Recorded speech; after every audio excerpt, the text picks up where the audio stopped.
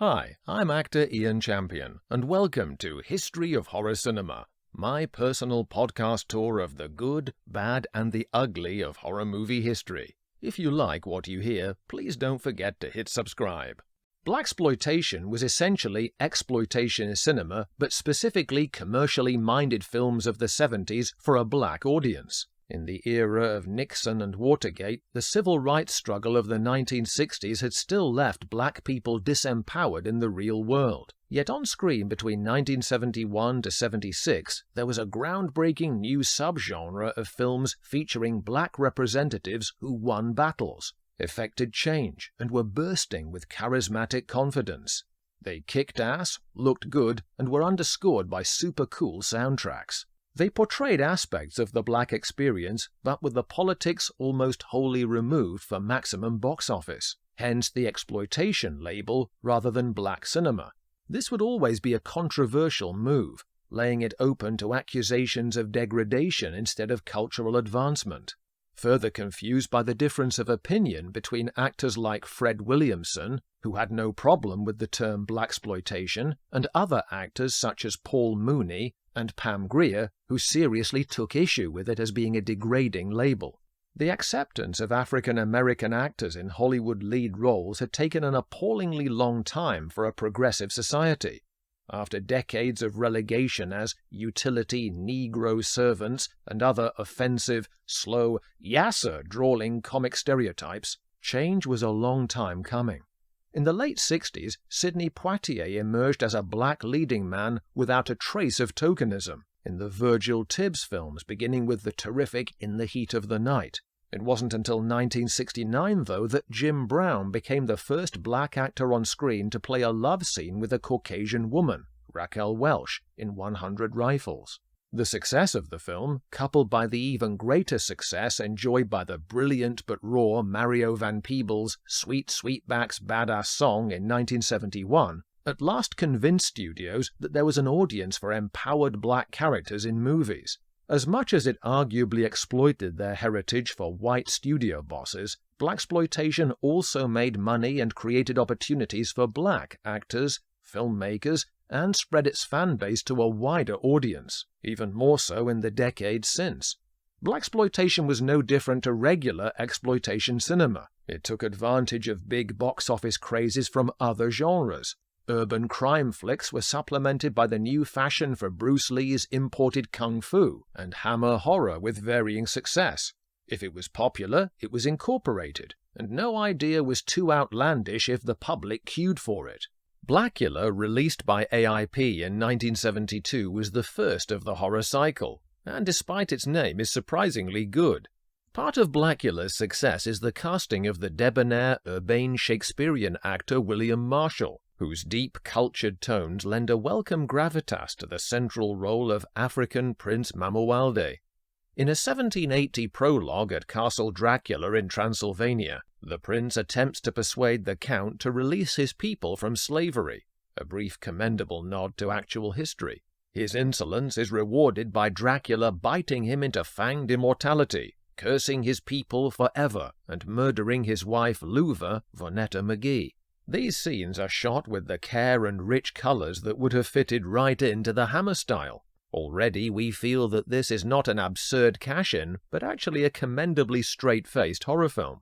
From here, we shift to the present day, where a pair of cringe-inducing gay stereotype decorators buy the property and ship Mamuwalde's coffin to Los Angeles. The scene is set for Mamuwalde, called the Black Avenger in the trailer, to rise again, suck the blood from the modern urban world, and seduce whom he believes is his lost love in the look-alike form of Tina, McGee again.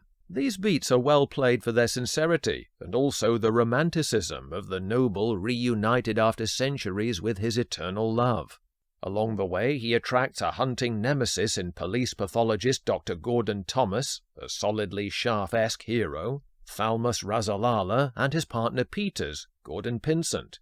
He is aided by a pleasing cameo from Elisha Cook as the morgue attendant. After converting a bevy of victims to vampiric servitude, Mamuwalde is tracked down to a warehouse. Here, the nest of vampires descend on the police in a satisfying Fulci-style zombie attack wave. Tina is shot by the police in the melee, and Mamuwalde has no choice but to tragically save her by turning her into a vampire. When she is staked by Peters, the Prince of Darkness is so consumed by loss that he commits suicide by fatally bearing his body to the searing sunlight on the roof. I can't think of another vampire film where the central Dracula figure takes his own life in the climax, so this ranks for me as another gratifying surprise to add to the movie being the first depiction of a black vampire on screen. Blacula is played as a straightforward horror movie, avoiding almost all of the camp absurdity or spoofery you might expect from the premise, and proved successful enough, by grossing over $1 million, for the sequel Scream Blacula Scream the next year. It's lively, nicely paced, and has the bonus of funky live club performances by the Hughes Corporation, amidst the refreshing soul score rather than traditional classical horror orchestration. Scream Blacula Scream, 1973. Following the success of the first Blacula film, AIP were confident in producing a sequel the next year, and managed to inject some fresh blood into the formula in a number of ways. Keeping the continuity of the classy lead actor William Marshall as the urbane Mamuwalde, this time the same writing team of Koenig and Torres adds something new to the plot and also greater humorous flavor to the dialogue. Firstly, the added exoticism here of voodoo mythology became almost a subgenre itself within blaxploitation horror. Used the same year in the Blacks-inspired Bond film Live and Let Die, and in 1974 with Abby and Zombies of Sugar Hill, as we will see. The Vampire Master is resurrected by Willis, Richard Lawson, having a whale of a time, who believes he can have Blacula serve him. The poor deluded cat is soon disabused via the medium of fangs, and on being sucked into vampirism himself is depressed at his inability to preen at his now absent reflection. "I don't mind being a vampire and all that shit, but this ain't hip."